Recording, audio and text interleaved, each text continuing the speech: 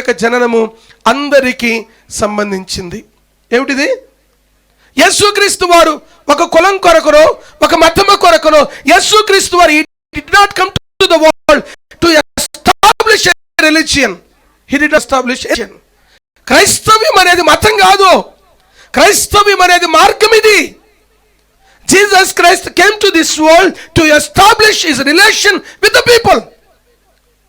ఈ లోకములో మానవాళితో సహవాసం చేయడానికి యేసుక్రీస్తు వారు ఈ లోకానికి వచ్చాడు. యేసుక్రీస్తు వారి యొక్క జననం ఎటువంటిదంటే యేసుక్రీస్తు వారి యొక్క జననము అందరికీ సంబంధించింది. యేసయ్య యొద్దకు రావడానికి కులమతాల భేదం లేదు. కొన్ని దేవుని మందిరానికి వచ్చి కూడా ఇడు నావాడేనా ఆడు నావాడేనా అని గలుపుకుంటా ఉంటాం. అదేం క్రైస్తవ్యం నాకు అర్థం కాదు.